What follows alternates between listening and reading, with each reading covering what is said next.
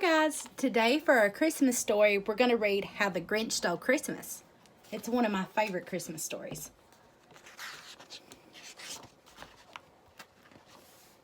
Every Who down in Whoville liked Christmas a lot. But the Grinch, who lived just north of Whoville, did not. The Grinch hated Christmas, the whole Christmas season. Now please don't ask why. No one quite knows the reason. It could be that his head wasn't screwed on just right. It could be, perhaps, that his shoes were too tight. But I think the most likely reason of all may have been that his heart was 2 sizes too small. But whatever the reason, his heart or his shoes, he stood there on Christmas Eve hating the Whos, staring down from his cave with a sour, Grinchy frown at the warm-lighted windows below in their town. For he knew every Who down in Whoville beneath was busy now, hanging a mistletoe wreath. "And they're hanging their stockings," he snarled with a sneer. "Tomorrow is Christmas. It's practically here." Then he growled with his Grinch fingers nervously drumming. "I must find a way to stop Christmas from coming." For tomorrow, he knew, all of the Who girls and boys would wake bright and early. They'd rush for their toys.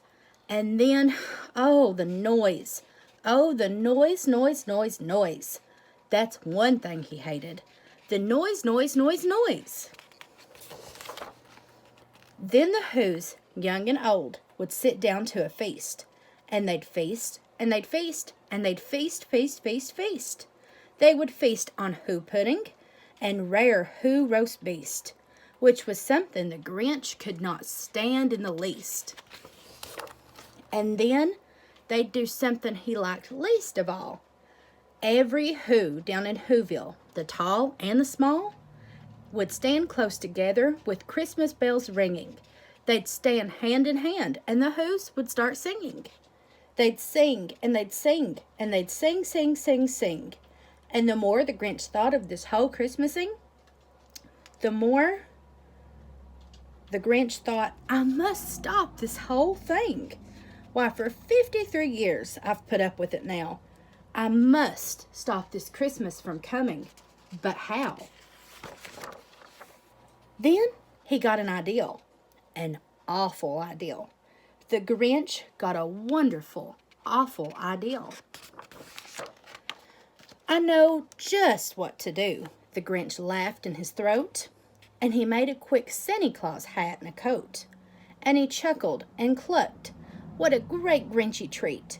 With this coat and this hat, I'll look just like Saint Nick. All I need is a reindeer." The Grinch looked around. But since reindeer are scarce, there was none to be found. But did that stop the old Grinch? Nope. He simply said, "If I can't find a reindeer, I'll make one instead." So he called his dog Max. Then he took some red thread, and he tied a big horn on top of his head. Then he loaded some bags and some empty old sacks on a ramshackle sleigh, and he hitched up old Max. Then the Grinch said, "Giddy up," and the sleigh started down toward the home where the Whos lay a snooze in their town. All the windows were dark. Quiet snow filled the air. All of the Whos were all dreaming sweet dreams without care. When he came to the first little house on the square, "This is stop number 1, old Grinchy Claus hissed, and he climbed to the roof, empty bags in his fist. Then he slid down the chimney, a rather tight pinch. But if Santa could do it, then so could the Grinch.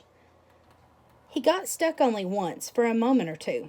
Then he stuck his head out of the fireplace flue, where the little Who's stockings all hung in a row. "These stockings," he grinned, "are the first thing to go." Then he slithered and slunk, with a smile most unpleasant, around the whole room, and he took every present. Pop guns and bicycles, roller skates, drums, checkerboards, tricycles, popcorn, and plums.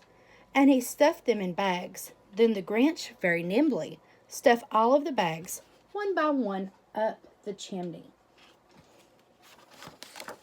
Then he slunk to the icebox. He took the Who's feast. He took the Who pudding. He took the roast beast. He cleaned out that icebox as quick as a flash. Why, the Grinch even took the last can of Who hash. Then he stuffed all the food up the chimney with glee. And now, grinned the Grinch, I will stuff up the tree. And the Grinch grabbed the tree and he started to shove, when he heard a small sound like the coo of a dove. He turned around fast and he saw a small Who, little Cindy Lou Who was not more than 2. The Grinch had been caught by the tiny Who daughter, who'd got out of bed for a cup of cold water. She stared at the Grinch and said, Santa Claus, why? Why are you taking our Christmas tree? Why? But you know, that old Grinch was so smart and so slick. He thought up a lie, and he thought it up quick. Why, my sweet little tot, the fake Santa Claus lied. There's a light on this tree that won't light on one side. So I'm taking it home to my workshop, my dear. I'll fix it up there, and I'll bring it back here. And his fib, it fooled the child. Then he patted her head, and he got her a drink, and he sent her to bed. And when Cindy Lou Who went to bed with her cup, he went to the chimney, and he stuffed that tree up. Then the last thing he took was the log for the fire. Then he went to the chimney, himself the old liar. On the walls he left nothing but hooks and some wire. And the one speck of food that he left in the house was a crumb that was even too small for a mouse. Then he did the same thing to the other Who houses, leaving crumbs much too small for the other Who's mouses. It was 1:15, all the Who's still in bed. All the Who's still a snooze when he packed up his sled. He packed it up with their presents, the ribbons, the wrappings, the tags and the tinsel, the trimmings, the trappings.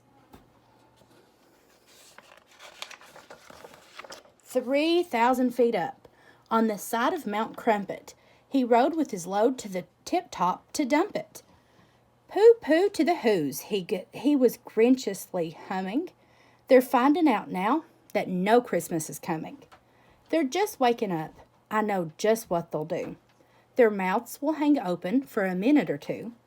Then the Who's down in Whoville will all cry, boo-hoo. That'll be a noise, grinned the Grinch, that I simply must hear. So he paused, and the Grinch put his hand to his ear. And he did hear a sound rising up over the snow. It started in low, then it started to grow. But the sound wasn't sad. Why, this sound sounded merry. It couldn't be so, but it was merry, very. He stared down at Whoville. The Grinch popped his eyes. Then he shook. What he saw was a shocking surprise. Every Who down in Whoville, the tall and the small, they were singing without any presents at all. He hadn't stopped Christmas from coming. It came. Somehow or another, it came just the same. And the Grinch, with his Grinch feet ice cold in the snow, stood puzzling and puzzling. How could it be so? It came without ribbons. It came without tags. It came without packages, boxes, or bags. And he puzzled 3 hours, till his puzzler was sore. Then the Grinch thought of something he hadn't before. Maybe Christmas, he thought, doesn't come from a store. Maybe Christmas, perhaps, means a little bit more.